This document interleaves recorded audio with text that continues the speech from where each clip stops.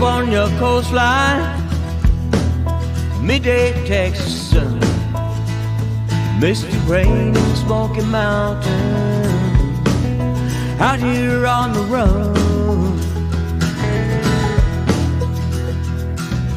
Lights of New York City, streets of Boston town, Golden Gate in San Francisco, Seattle's PJ.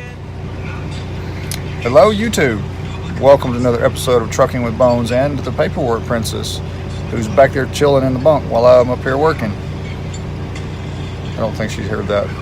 Anyway, hey, update on the one of the recent videos I put out with the numbers that my trucks have produced this month.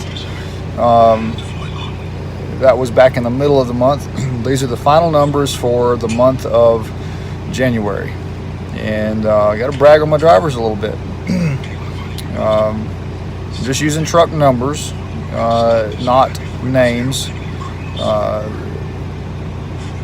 and you'll be able to see some very, very good production.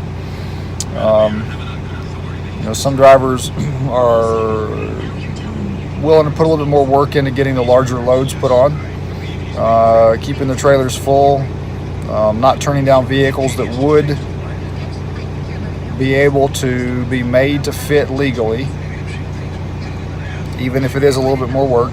And you can see the end result in the numbers. The thing about car hauling is that it's just a different world than freight. And I'm not talking bad about any of the freight guys. There's guys out there that do a great job, that work hard, and I'm not saying it's easy work. I'm just saying that it's different. And we all know that there are guys out there that are just steering wheel jockeys. They don't want to work. They want everything to be easy. That's the same in car hauling, flatbedding, reefer work, drive-in, whatever. I mean, everybody knows what a steering wheel jockey is. In the car hauling world, we consider a steering wheel jockey to be somebody that just does not want large units, does not want in-ops, does not want anything that requires rearranging a load or much work. Essentially, you're just freight hauling. It's not much different than driving a forklift into your truck and unloading it. It's just, if you really want to be a car hauler, then you got to be willing to use all the tools in the toolbox.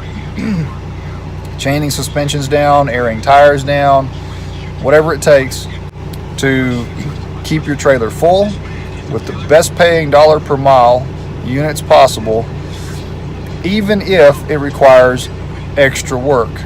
So I've got some really cool background pictures that I've taken this week up in the snow-capped mountains of the Sierras, coming across through Nevada and Utah.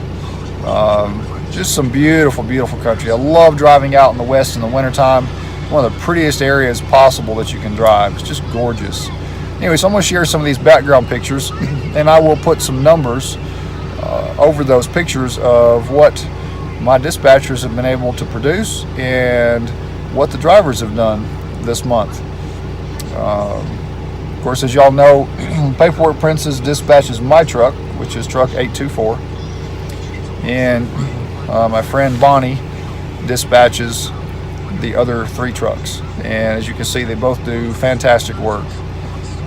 So anyway, y'all enjoy. Hope it encourages some of y'all to consider car hauling. I do have an open truck, an open position in a car hauling truck right now.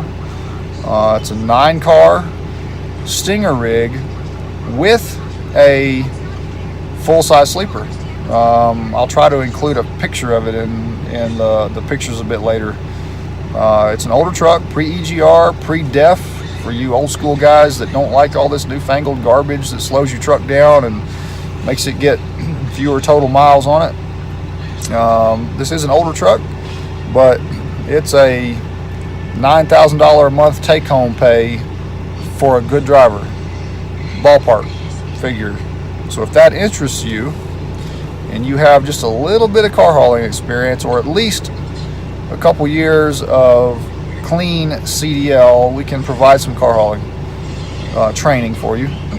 But you got to be willing to work hard. No lazy drivers wanted around here. This is not easy work. It's hard work. It's also very good pay.